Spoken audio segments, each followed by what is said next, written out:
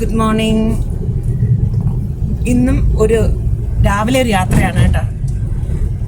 എൻ്റെ റിലേഷനിലൊരു കുഞ്ഞിന് 28 അപ്പോൾ അതിന് വേണ്ടി പോവുകയാണ് രാവിലെ. നമ്മൾ 3 പേരും. വേറെ എന്ത് പ്ലാനെന്ന് അറിയില്ല, പോണ പോലെയാണ്. പിന്നെ ഇവളെ ഇന്ന് ഹോസ്പിറ്റലിലും കൊണ്ടുപോകണമെന്നുണ്ട്. ഇതൊക്കെ അലർജി എന്ന് പറഞ്ഞ് അന്ന് പോയി ഞാൻ ഹോസ്പിറ്റലിൽ, പക്ഷെ അത് ശരിയായില്ല. വീണ്ടും ഒക്കെ അത് കുറച്ച് ഇച്ചിങ് ഒക്കെ, കുറച്ച് ബോഡി ഫുള്ളായിട്ടില്ല, വയറ് ഫുള്ളായിട്ടാണ്. അതെന്തെന്ന് അറിയില്ല. അപ്പോൾ അതിന് വേണ്ടി ഇന്ന് തിരുവനന്തപുരം വരെ ഒന്ന് പോകേണ്ടതുണ്ട്. അപ്പോൾ നമുക്ക് കാണാം. ആദ്യം കുഞ്ഞിൻ്റെ ചോറുണ്ടല്ലോ 28 പോയിട്ട് പിന്നെ നോക്കാം. പാടും, എപ്പോഴും പാടുന്ന പാടും.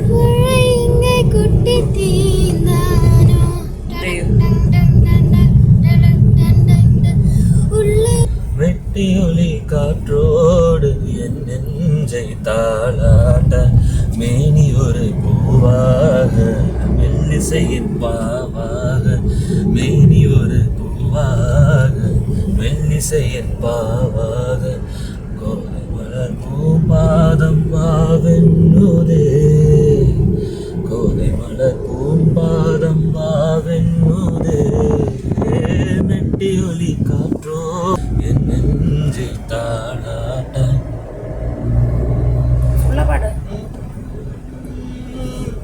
வாழ்நாளெல்லாம் உன்னோடுதான் வாழ்ந்தாலே போதும். வாழ்வென்பதின் பாவங்களை நாம் காண வேண்டும். பார்வைப்பட்ட காயம் தானா தான நானா தான நானா வாசம் போதை கொண்ட என் நேசம் தென்ற சுகம்தான் வீசும் சேராமல் சேராமல். ലിറിക്സ് വേറെ തരത്തില്ല.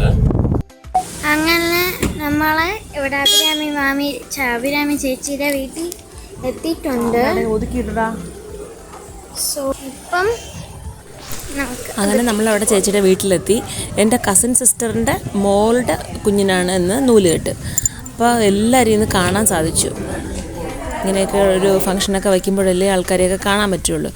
അപ്പോൾ എല്ലാവരെയും കണ്ടു. നല്ല രസമായിരുന്നു.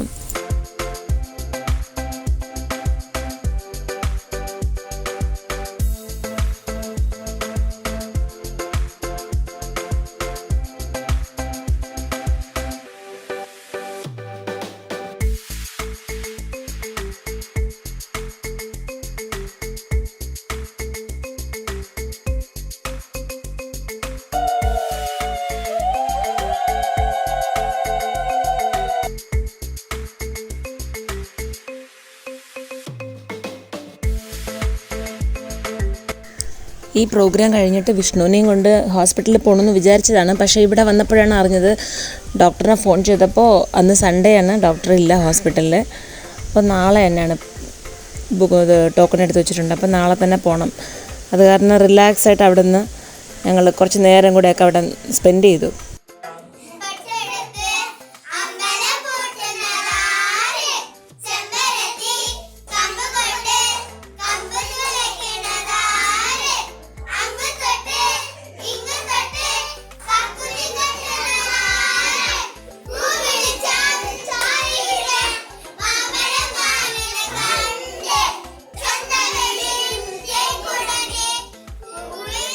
വിഷ്ണുവിന് അവിടെ കുറേ കസിൻസും ഫ്രണ്ട്സും ഒക്കെ കിട്ടിയപ്പോൾ ഒരേ ബഹളമായിരുന്നു.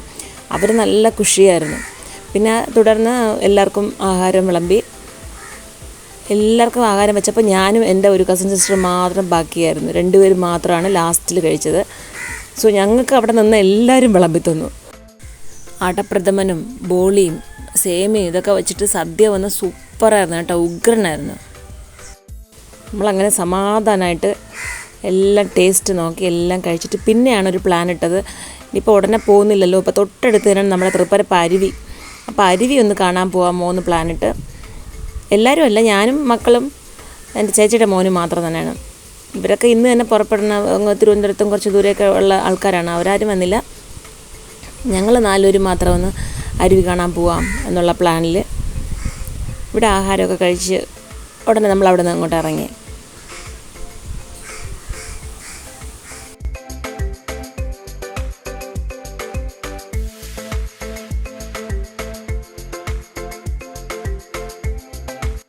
മുറ്റത്തെ മുല്ലയ്ക്ക് മണമില്ലാന്നൊരു ചൊല്ലുണ്ടല്ലോ, അതുപോലെയാണ് നമ്മുടെ കാര്യം.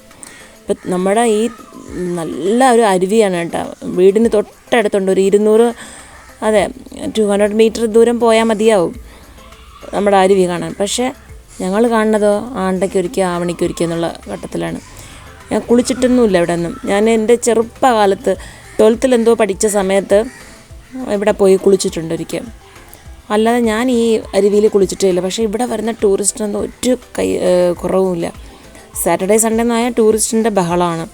പിന്നെ വെക്കേഷൻ ആയാലും പിന്നെ ഇവിടെ നമുക്ക് ദർശിക്കാൻ പറ്റില്ല. നമ്മുടെ കാർ എടുത്തുകൊണ്ട് പുറത്ത് പോകാൻ പറ്റില്ല, എന്തിനും നടന്നു പോകാനേ പറ്റില്ല, അത്രയ്ക്ക് തിരക്കായിരിക്കും.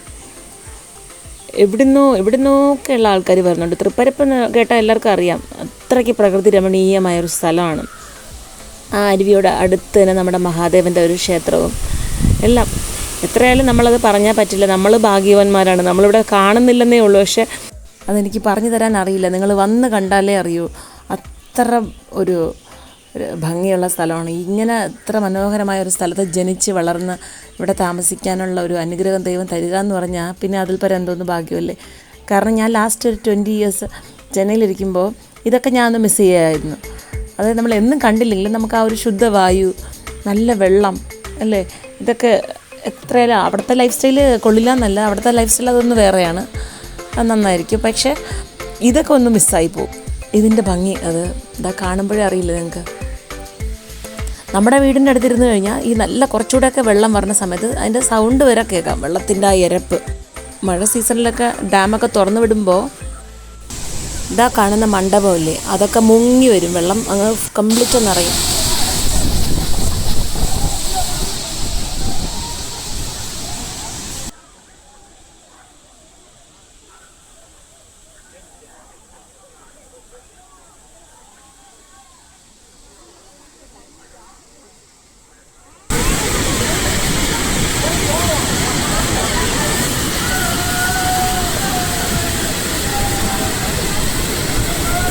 ഇവിടെ കുട്ടികളെയും ശരി വലിയ ആൾക്കാരെയും ശരി അട്രാക്റ്റ് ചെയ്യുന്ന നിറയെ കടകളൊക്കെ ഉണ്ട് കേട്ടോ. അപ്പോൾ ഇത് കണ്ടപ്പോൾ വിഷ്ണുവിന് പിന്നെ എനിക്കൊരു സമാധാനം തന്നില്ല. അത് വേണം ഇത് വേണമെന്ന് പറഞ്ഞ് ഞാൻ പ്രതീക്ഷിക്കാതെ വന്നതാണ്. കയ്യിലൊരു പർസ് കൂടെ എടുത്തിട്ടില്ല. മിണ്ടാതെ വാന്ന് പറഞ്ഞ് അങ്ങനെ വിളിച്ചുകൊണ്ട് ഞാൻ പോയി.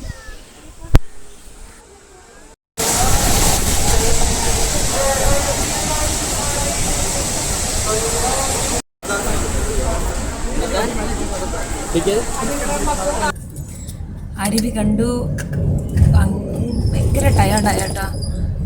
നേരെ വീട്ടിൽ പോയി ഒന്ന് കുറച്ച് കിടന്ന് റെസ്റ്റ് എടുക്കണം. അപ്പോൾ ഇന്നത്തേക്ക് ഇത്ര തന്നെയാണ്. വീണ്ടും നല്ലൊരു വീഡിയോയുമായി അടുത്ത് കാണും വരെ ബൈ ഫോർ നൗ.